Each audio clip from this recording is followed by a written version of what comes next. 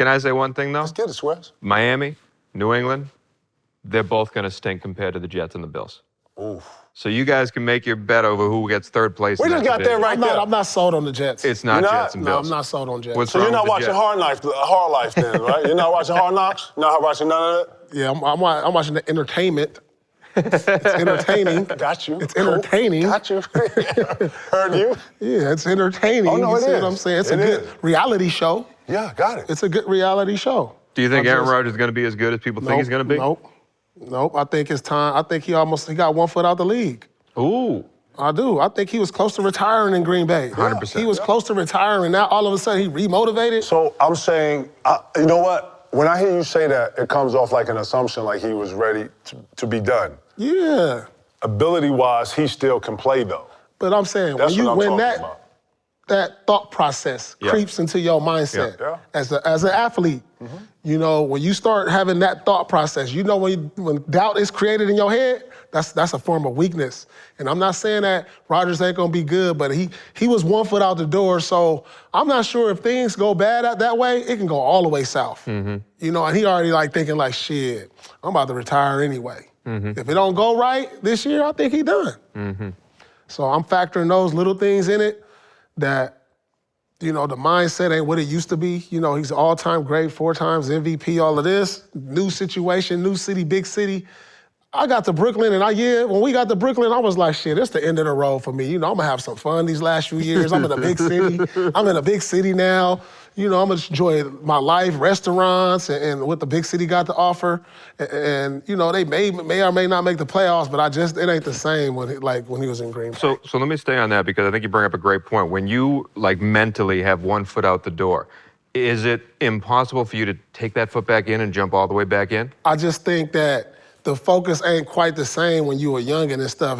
You ain't doing the 6 a.m.s the consistently anymore. You a little older, so your body can't recover as fast. So you ain't doing all that stuff that made you great. So you older, you around a lot of young guys who you can't relate to. You know, there's gonna be maybe a disconnect at some point, you know, when stuff ain't right.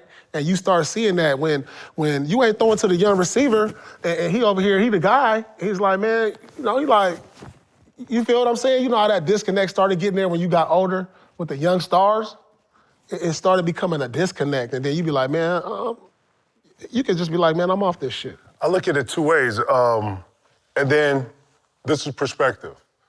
I think when you get older, that's when the 6 a.m.s and the 5 a.m.s come into play because you have to get up early to start your body. You have to get going early. You have to do more when you're older, right? So when I was younger, I probably could work out longer, but I don't know if I was getting up at those 6 a.m.s, 5s, you know what I'm saying? I started really locking in when I probably got like 5 to 7 years in the league. I started getting to whatever. I'm only saying this to say that when I'm watching the entertainment, the reality show, he looks like he is getting along and looks revived. It sounds good. That's what these shows do. I'm talking about some shit you can't, listen, Hard Knocks puts you in a position to show what's behind the curtain. So we're watching what's behind the curtain, so to speak, right? Man, you can front some shit. You can't front chemistry. You can't front if I like you or not. Yeah. You know what I'm saying? I'm talking about from a professional and coming in doing your job. They're showing an intricate version of Aaron Rodgers that none of us have seen. I haven't seen it. I haven't seen it on television. They had the script, my guy. I got that. I'm just talking about the believer part. Okay, so when I heard you talk, I heard you sound like you was a non-believer in that. I'm the believer in the other side. And then the other side, I'm saying, if he had a foot out that was in Green Bay you even told me this about Boston, being in Boston, it was wearing on you. You know what I'm saying? You came in there and you got the losing and it made you question, did you want to do this? Well, that situation came off very parallel to what you were saying. No, I wasn't older then, though. Green Bay. I can bring it back. I'm just talking about being in a place overwhelmed with just emotional loss and stuff like this. We've been there, right?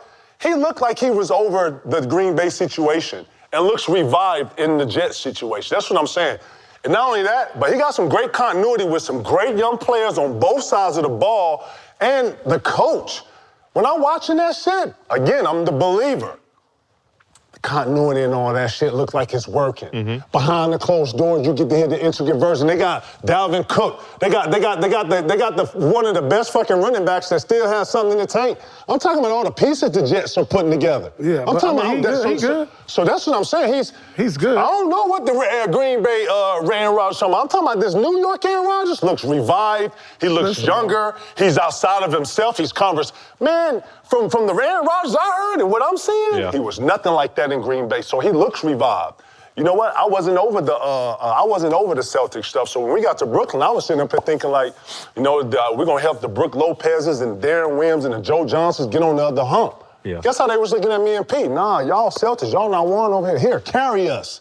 And that's what the Jets look like when they talk to Aaron Rodgers. They are believing in their man. Yeah. They're believing in his whatever he has. And that's where it starts first. So I think the Jets is great for the narrative. I think it's great for what football is throwing at us because it's got us excited, right?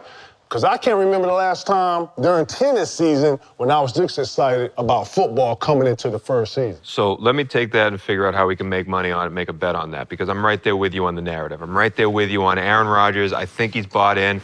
I know he was 1 foot out of the door from my team, Green Bay, but in New York, it seems like he's fully bought in and rejuvenated. Love that you used that word because it is true. When Tom Brady went to Tampa Bay, which wasn't too long. All right, look, he ain't no Tom Brady. No, I don't want to hear all that. Don't talk about my man now. Aaron Rodgers is not Tom Brady. All right, then. Don't put him in the same conversation then. But it's a similar situation where Tom Brady did not enjoy his time in New England, so he went to a team where he thought could win. That was Tampa Bay. Now, boom. listen. Brought the chip. The first year he Right was away. with Tampa Bay, middle of the season, the Buccaneers were just a 7-5 team. They were just figuring out how to play together. They were figuring out how to work together. 7-5, winning record. The defense. Winning record, but not a team. And the offense was really struggling because they were trying to get each other together. The defense was solid. And then they clicked. They didn't. After they went 7-5, they did not lose another game. Won the Super Bowl. Won the whole thing. So whether you think Aaron Rodgers is out or whether you think he's fully rejuvenated, those first 6 games on the schedule for the Jets are extremely difficult before their bye. Extremely difficult. Watch how the season plays out. I don't suggest making a season-long bet right now on them. Watch how the season plays out mid-season. If you still see rejuvenation or if you see a guy who's out the door, that's when you jump on it. Because see a guy who's enjoying life in New York. It's going to take them some time to get together and get organized and get in gel when it's actually on the field. So watch it happen for a little bit. I'd be hesitant to bet anything right now because I'm feeling both. I'm feeling both. You can see both sides of it. Yeah, I see it though. Yeah, I'm watching both. Pete, I didn't say anything. Right. I'm hearing I see what both you're sides. saying. I hear what you're saying too. No doubt. I hear what you're saying. But I'm looking at, I think it could be that way too. I love it for New York. Oh, unbelievable. Because you know what this does? This activates New York, man. Y'all know the saying. You know my little saying? Yeah, New York lit, everything lit. You feel me? Man, New York needs it, bro. Yeah, that's true. It needs it. I love this for them. I love this for the Jets, too. They've been on the bottom for a minute. So forever. This is good for football.